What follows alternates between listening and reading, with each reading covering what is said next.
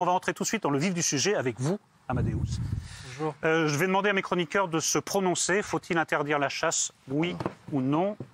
Amadeus, oui. Vous êtes animaliste, vegan, antispéciste et créateur du journal de la cause animale. Autant dire que vous répondez oui à la question. Il n'y a pas de doute. Avec divers arguments, je vous propose de répondre au premier. Selon vous, la chasse propose une vision du monde qui n'a plus lieu d'être. C'est une pratique d'un autre temps. Tout à fait. En fait, la chasse, ça met en lumière l'humain qui serait un dominant, prédateur, qui aurait comme égérie de tuer et d'aimer le sang et la mort.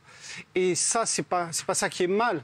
Ce qui est mal, c'est que en fait, cette vision du monde, elle est en train de détruire les principaux concernés, qui sont les animaux, qui sont des victimes innocentes qui n'ont commis aucun crime. Qu'est-ce qu'un sanglier, qu'est-ce qu'un renne a-t-il fait?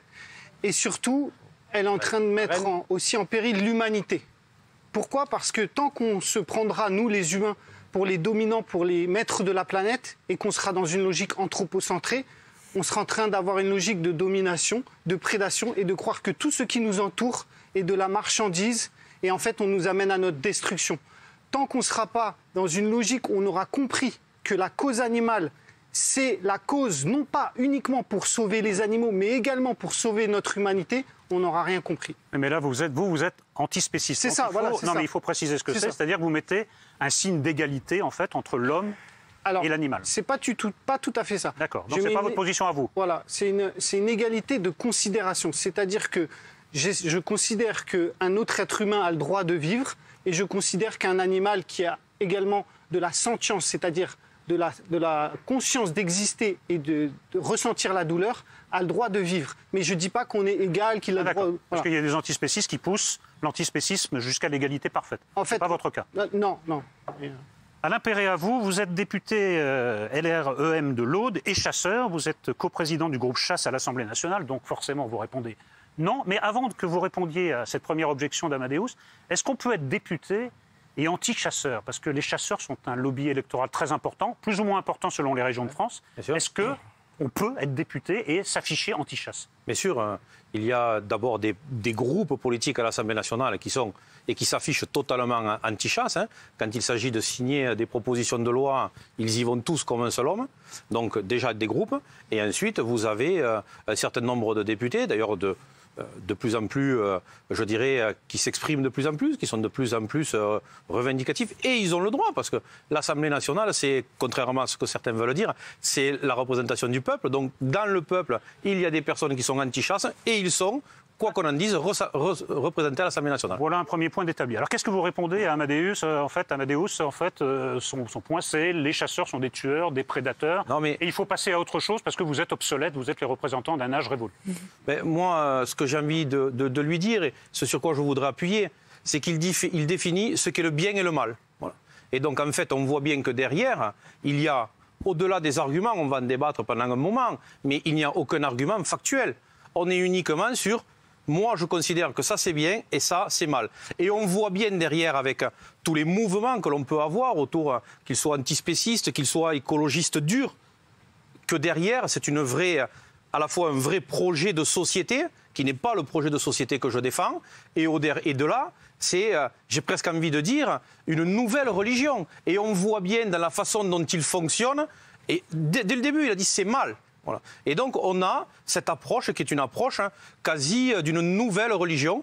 Et moi, d'abord, je suis... pas entendu, pour être honnête, j'ai pas entendu un discours religieux. J'ai entendu quelqu'un qui dit ce sont des êtres vivants, sensibles, et il est temps de les traiter autrement. Et c'est mal, c'est mal de les tuer. Oui, voilà. Et le bien, c'est de ne pas les tuer. Donc, quand on commence à définir le bien et le mal, on est dans la construction d'une religion. Moi, j'ai envie de vous demander, monsieur, nous, on a un projet. Mais vous, quel est votre projet? On est à la 6e extinction de masse des espèces sauvages. Vous tuez des espèces sauvages. Quel est votre projet? Vous vous dites les premiers écologistes de France. Quel est votre projet pour l'écologie? Quel est votre projet face aux espèces qui sont en voie de disparition? Vous continuez de les tuer. Il y a 91 espèces chassables en France. C'est le pays où il y a le plus d'espèces chassables. Sur ces 91, à peu près un tiers sont dans des situations en voie de disparition. Et qu'est-ce qu'on fait? Qu'est-ce que vous proposez? Voilà. Moi, alors moi, je vais vous dire un truc.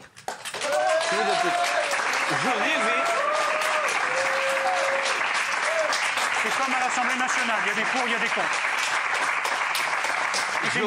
Quel est votre projet de société ? Je rêvais que M.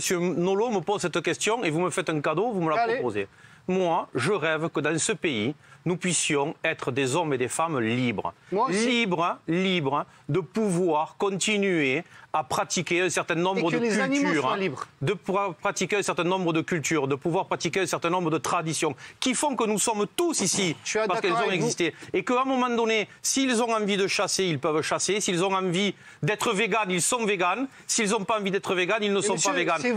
Et donc, moi, là-dessus, je suis pour que nous puissions, dans ce pays, continuer à vivre libre. Et vous, votre projet, c'est d'être dans le conformisme. Il faut que l'on soit tous pareils. Il faut que l'on mange tous pareils. Il faut que nous parlions de la même façon. Et donc, mon projet politique, c'est de continuer à faire ce qui a fait de la France un modèle de gastronomie, un modèle de terroir, un modèle de richesse. Le monde entier envie la France pour ça. Et vous voulez le tuer. Et pour terminer, juste un point, les espèces, il faudra nous expliquer si elles sont mises en danger pour la France ou si elles sont mises en danger partout dans le monde. M. Rigaud, une seconde, parce qu'il a une objection, parce qu'une de vos objections, c'est de dire non, ce n'est pas une tradition, c'est un loisir, et donc il faut le traiter comme un loisir, contrairement à ce que vient de dire Monsieur le député. Et donc, ça a été une tradition, mais la tradition... Non, mais je parle de la situation actuelle selon vous. Voilà, la tradition, ça n'a strictement aucune valeur argumentative en tant que telle, parce que sinon on peut justifier, je sais pas, l'excision, n'importe quoi au nom de la tradition. Tradition, argument zéro, poubelle, on oublie. Ensuite, la liberté... Ça, c'est vous qui le dites. Vous irez l'expliquer à ceux qui la pratiquent, cette tradition. Ça s'appelle l'éthique. Ensuite, la liberté. La liberté, vive la liberté, mais il faut regarder les conséquences de cette liberté. La chasse, c'est une activité récréative, c'est un amusement qui consiste à aller tuer des animaux sauvages. Sauvages ou lâchés d'élevage, puisqu'un animal sur 4... On va revenir là-dessus. C'est un point important, il faut revenir là-dessus. À partir du moment où on permet qu'une liberté s'exerce et que cette liberté génère de la souffrance à des animaux qui ne sont pas protégés par la loi parce que la loi en France fait une distinction radicale entre les animaux dits domestiques, de compagnie, et les animaux dits sauvages, à partir de là, par exemple, quand on fait souffrir, qu'on tue, je sais pas, un chat, si moi je décide de lancer un chaton contre les murs, il va souffrir cet animal. Si je tue un chien... Ne faites pas en ma présence, je vous le dis franchement. Je suis très sensible à la cause je le sais. Justement, mais c'est ça qui est intéressant, c'est que si je fais ça, je vais aller en prison parce que c'est du pénal, et heureusement.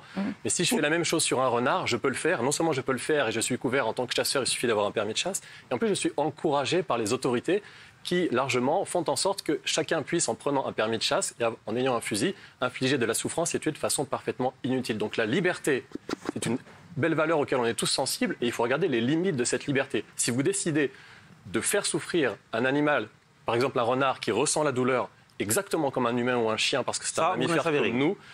Vous n'en savez rien. Vous affirmez des choses qui ne sont pas vraies. La science est passée par là, il faut un petit peu regarder la science et l'histoire des sciences notamment. La souffrance animale, c'est pas discutable. Elle existe, ce n'est pas discutable. Mais quand il commence à dire que les animaux ressentent exactement les mêmes choses que les êtres humains, on rentre dans une stratégie qui est que nous tous, on va se sentir le petit lapin agressé par les méchants chasseurs, et donc on ne laissera pas, on ne vous laissera pas rentrer sur l'anthropomorphisme. On ne vous laissera pas rentrer sur l'anthropomorphisme. Nous ne sommes pas ici des petits lapins.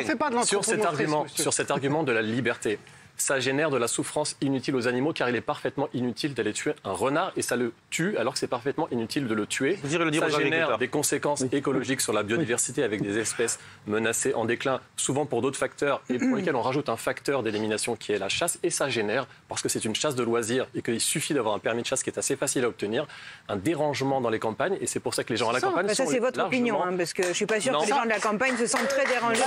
La liberté. Sondage, les gens de la campagne sont majoritairement hostiles à la chasse. Quel sondage, monsieur? Je l'ai, le sondage. 75% des personnes habitant...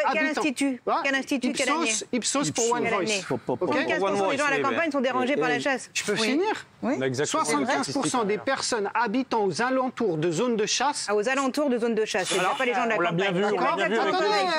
Je finis le sondage, je vous l'avais demandé. Je vous le dis quand même. Donc 75% des personnes habitant aux alentours de zones de chasse ont peur de sortir et d'aller en forêt. Qu'est-ce qu'il raconte? Et attendez, c'est un autre point de vue. Oui, non, mais...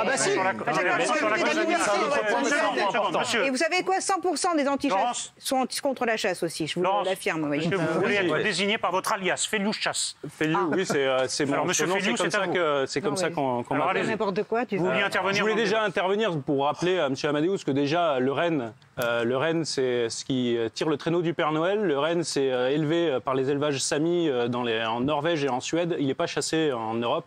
Bon, voilà. Déjà, non, mais c'est pas grave. Après, c'est juste, ça montre un petit peu la profondeur de vos connaissances. Si vous voulez, on y va. Mais, voilà, ça va vite très clair. Il n'y a pas de souci. Parle de chasse. On est là pour parler chasse. Voilà. Et puis après, moi, il y a quelque chose que j'ai lu et qui m'interroge particulièrement. Vous m'arrêtez si je me trompe. Mais j'ai lu donc sur un site que vous avez écrit espoirvegan.net. Oui. Que vous aviez un passif de délinquant, que votre gagne-pain était de vendre des armes de manière illégale dans la cité, et que vous aviez beaucoup appris d'un caïd de cité. J'ai lu ça. Vous me direz après. C'est ma rédemption. Voilà. Et alors, quel est le problème? Je vais terminer. Que vous aviez beaucoup appris des valeurs d'un caïd de cité qui sortait de prison. Allez sur le fond, monsieur, par contre. J'y arrive, ça va. C'est pas une disqualifiance. Non, mais on a vite dire. Laissez-moi finir. J'ai aucun souci. Non, mais attendez. Je finis. Je vais vous dire ce que cette émission, c'est une émission de débat. Je vais vous dire ce qu'elle n'est pas. C'est une émission de règlement de compte. Non, mais c'est pas un règlement de compte. Non, mais restez sur le fond. C'est exactement le fond, mais laissez-moi faire le lien avec le fond. Donc, chez votre grand-mère, visiblement, vous auriez vu un reportage un jour sur un documentaire. Vous avez vu un lion manger une gazelle et vous êtes devenu vegan. Est-ce que c'est vrai ou est-ce que on s'en fout? Donc, vous émeuvez. Vous êtes ému. Vous êtes ému de voir un lion manger une gazelle. Du coup, vous devenez vegan, mais ça vous dérange pas d'avoir vendu des armes qui serviront à tuer nos enfants. Mais tant que c'est pas des armes pour tuer Bambi, ça vous pose pas de problème. Vous me faites un très beau cadeau, monsieur. Tout ça pour ça? Ça tombe à l'eau. Franchement... Vous me faites un très beau cadeau, je vais vous dire. Non, mais si ça choque pas, aucun problème. Parce que, monsieur, j'avais rien de quelqu'un qui pouvait devenir vegan, de quelqu'un qui pouvait aimer les animaux. J'avais rien de cela. Et c'est grâce à votre description qu'on peut montrer que déjà, vegan et aimer les animaux. Vegan et aimer les animaux, c'est pour tout le monde. C'est pas uniquement pour les bobos parisiens, je sais pas quoi. Vous êtes en train de prendre le débat en otage. C'est ce monsieur. Dites-nous plutôt, répondez aux objections qui ont été présentées. Moi, je m'en fous des CV des invités, pardonnez-moi. Moi, je peux vous dire quelque chose sur ce monsieur. Non, attendez. Après, voilà, ce qui est important, c'est de parler d'écologie. Je retourne sur le sujet, on va parler d'écologie. La chasse. L'écologie, c'est important. Et on l'a souvent dit, ça fait parfois sourire qu'on était les premiers écologistes de France. Et ça surprend beaucoup de monde aujourd'hui qu'on peut gérer avec des fusils et qu'on peut être association de protection de la nature et être chasseur. C'est le cas. Ben oui, tu peux applaudir, c'est le cas.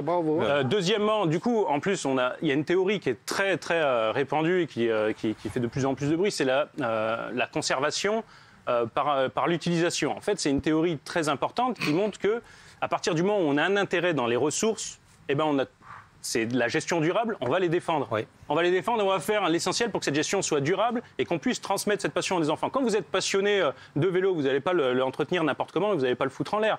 Eh ben, la chasse, c'est exactement la même chose et on est les premiers sur le terrain. Il y a 1 million d'éco-citoyens qui font énormément de choses sur le terrain. De chasseurs. Ouais, mais on est considérés comme des éco-citoyens parce que nous, on fait de l'écologie de terrain, on ne fait pas de l'écologie Les chasseurs sont les principaux écologistes. Bien entendu.